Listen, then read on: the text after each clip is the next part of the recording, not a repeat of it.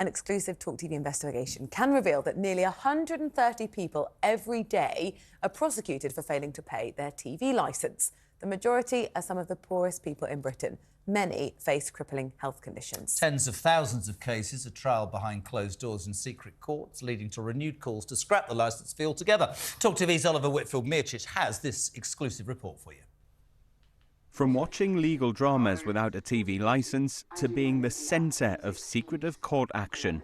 In the year to June 2022, more than 47,500 people were prosecuted and over 44,000 were convicted for failing to pay for a £159 TV licence.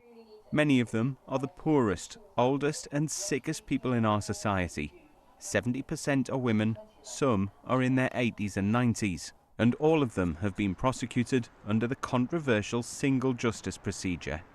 The Evening Standard's court correspondent Tristan Kirk has spent years trying to reveal the truth behind the sped-up system he says is criminalising vulnerable people. It's a fast-tracked, streamlined court process dealt with entirely behind closed doors, where a magistrate sits in a room, in an office, perhaps in their living room, and dealing with people on the papers alone, written evidence, where they basically rubber stamp a prosecution and convict them in all but the rarest of cases.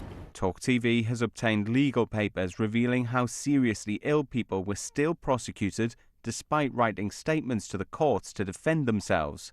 Their pleas have been voiced by actors. I'm currently seriously ill with very severe left ventricular systolic dysfunction and have been referred to the transplant team. I'm struggling emotionally with what my future might look like or if I'll even have a future.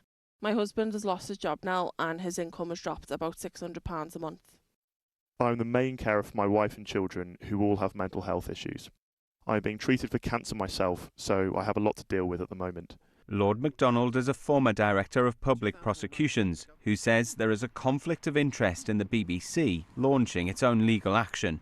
The interest of the BBC in this matter, of course, is ensuring that people pay their licence fee, and that's a corporate interest which shouldn't necessarily be wrapped up with a prosecutorial interest, and indeed shouldn't be. I think all criminal prosecutions should be brought by the independent prosecutor, the Crown Prosecution Service. We saw what happened in the Post Office. You're responsible for the loss. I haven't got that money, and I don't know where it's gone. ITV's hit drama Mr. Bates versus the Post Office has re-highlighted the shocking treatment of over 700 postmasters who were wrongly convicted of theft and fraud in a series of private prosecutions. The legal charity Appeal warned MPs about what it saw as similar risks facing TV licensing in 2020, telling the Justice Select Committee, "We may see the same level of miscarriages of justice as took place in the Post Office prosecutions." To guarantee the BBC's income, anyone who watches television programmes must have a valid licence for their home, whether they watch it on the internet or on the telly.